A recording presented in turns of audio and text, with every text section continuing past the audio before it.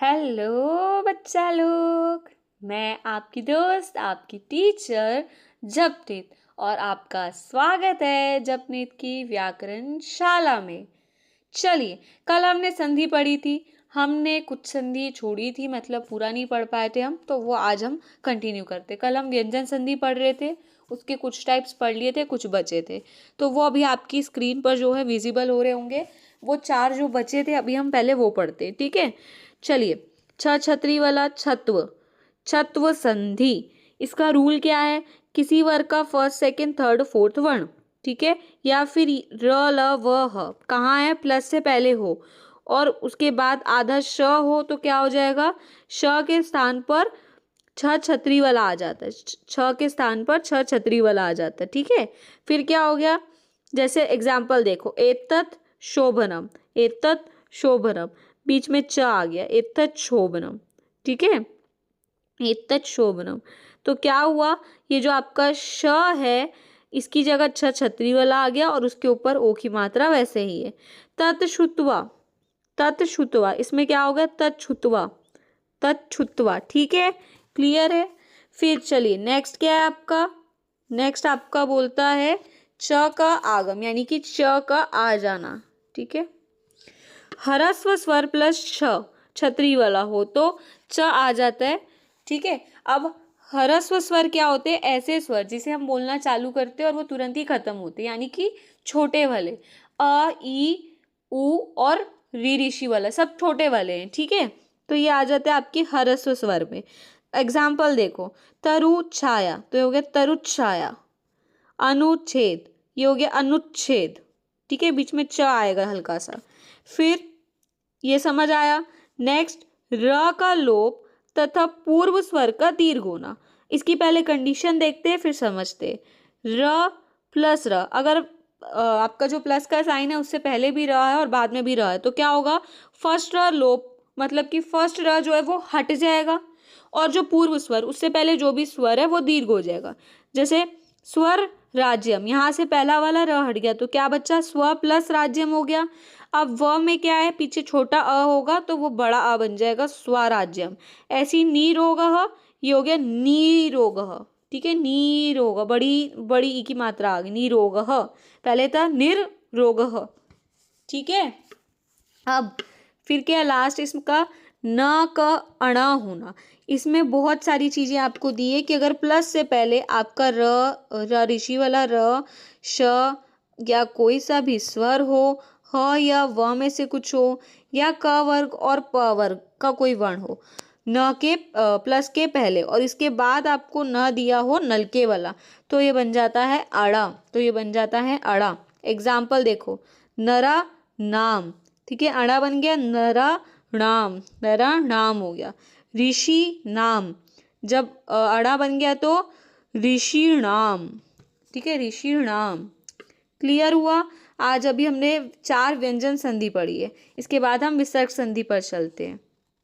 चलिए, विसर्ग संधि। विसर्ग संधि क्या है? विसर्ग में बदलाव होने से जो भी आपका रिजल्ट आ रहा है, ठीक है, वो विसर्ग संधि। ये 4 प्रकार की है, सत्व, शत्व, उत्व और ऋत्व। चलिए, पहली क्या है? सत्व विसर्ग संधि। पहली क्या है? सत्व विसर्ग संधि। इसमें क्या बोलता है? अगर विसर्ग के बाद वर्ग का फर्स्ट या सेकेंड व्यंजन है या फिर श श स है तो स हो जाता है, ठीक है, स सरकार वाला हो जाता है। वहीं अगर विसर्ग के बाद श शक्कर वाला, च चबूतरे वाला और छ छतरी वाला है तो श शक्कर वाला हो जाएगा। वहीं अगर विसर्ग के बाद श षटकोण वाला, ट टमाटर वाला और ठ ठेले वाला है तो श षटकोण वाला हो जाएगा। एग्जाम्पल देखिए, नमस्ते, नमस्ते, बालकः तरति, बालकस्तति, बालकस्तरति, ठीक है, निश्चल, निश्चलः, निश्चलः। क्लियर है?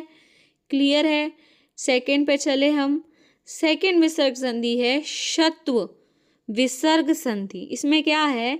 अगर आपके विसर्ग से पहले ई और ऊ दिया है और प्लस के बाद क ख या प फ कुछ भी दिया है, ठीक है, तो ई और ऊ दिया है और बाद में क ख प फ चारों में से कुछ भी दिया है तो क्या हो जाएगा, षटकोण वाला आधा, और जो आपका व्यंजन जो है वो वैसे का वैसा ही रहेगा। ठीक है, जैसे निहि कपटः तो निष्कपटः, निफलः निष्फलः, दु धन कर्म तो दुष्कर्म। ठीक है, दो क्लियर हुई, दो क्लियर हो गई। चले आगे, उत्व विसर्ग संधि। इसके अंदर ना बेटा दो रूल्स हैं। पहला वाला देखो, अ है फिर विसर्ग है और फिर से अ है, यानी कि छोटे अ पहले भी है विसर्ग के और बाद भी है। तो आप एक तो ओ लिख दोगे स्वर, और ये जो हमने कल पढ़ा था अवग्रह, एक साइन होता है जिसका हिडन मतलब अ ही है। ठीक है, जैसे बालह अयम तो बालो अयम, उसका प्रोनाउंसिएशन नहीं आता है बीच में। ठीक है, सह अवदत तो सोवदत्त सोवद। ठीक है, सोवदत्त, तो आप उसको जैसे कहीं ना कहीं बीच में अ का साउंड आ रहा है वो उसके कारण है। प्रथम अध्याय प्रथमोध्याय प्रथमोध्याय। ठीक है, चलिए फिर दूसरा रूल क्या बोलता है कि अगर अ के बाद मतलब विसर्ग से पहले अ दिया है और प्लस के बाद आपको वर्ग का तीसरा चौथा पांचवा वर्ण या फिर य र ल व ह दिया है तो सिर्फ ओ होगा, यानी वहां पर अवग्रह नहीं आ रहा है। जैसे कि तपह वनम, यहाँ पर व दी है ऊपर यहाँ पर और यहाँ पर व दी है तो तपोवनम। मन मनः रथः तो मनोरथः। बालः गच्छति बालो गच्छति। कंडीशन क्लियर हुई है ना, कंडीशन क्लियर हो गई। चले आगे, लास्ट है हमारी रुत्व विसर्ग संधि। इसमें क्या है, अगर विसर्ग से पहले अ आ के अलावा कोई भी स्वर है, कोई भी स्वर है तो वो र में बदल जाएगा। जैसे देखिए, मुनि ही अयम तो मुनि वैसी है, और अ जो है मतलब विसर्ग जो है वो र बन गया, विसर्ग जो है वो र बन गया। ऐसी गुरुहु जयति गुरुहु जयति तो गुरु जयति। अब क्या हुआ, यहाँ ऊपर में जो है र पूरा कैसे हुआ, क्योंकि उसके बाद अ दिए है तो वो र पूरा हो गया। ठीक है, नीचे में आधा है, नीचे में आधा है इसलिए वो मात्रा बन के ऊपर चढ़ गया। ठीक है, आपको सारी संधियां क्लियर हुई। अब हम एक बार झटपट से रिवाइज करते हैं। संधि हमने पढ़ लिया, तीन टाइप की संधि पढ़ी, स्वर संधि, व्यंजन संधि और विसर्ग संधि। ठीक है, फिर आगे हमने स्वर संधि के टाइप्स पढ़े जो कि थे 7, दीर्घ स्वर संधि, गुण स्वर संधि, वृद्धि संधि, यण, अयादि, पूर्व रूप और प्रज्ञा, ये सब जो टाइप्स है स्वर संधि के। ठीक है, फिर हमने पढ़े व्यंजन संधि के टाइप जो कि है 11, शचुत्व, शटुत्व, जशत्व, चतर्व, अनुस्वार, परस्वर्ण, लत्व, छत्व, चा का आगम, र का लोप तथा पूर्व स्वर का दीर्घ होना, न का अणा होना। ठीक है, ये सब भी हमने अच्छे से पढ़े हैं। विसर्ग संधि, इसके 4 टाइप्स पढ़े हमने, सत्व, शत्व, उत्व, ऋत्व। ठीक है बच्चा लोग, ठीक है, होप सो, मैं ऐसा एक्सपेक्ट करती हूँ कि आपको सब कुछ समझ आया। और अगर आपको कोई भी डाउट है तो आप मुझे कमेंट कीजिए बच्चा लोग, मैं आपको ज़रूर रिप्लाई दूँगी, क्योंकि मेरा काम ही है आपको पढ़ाना और फिर आपके डाउट्स क्लियर करना।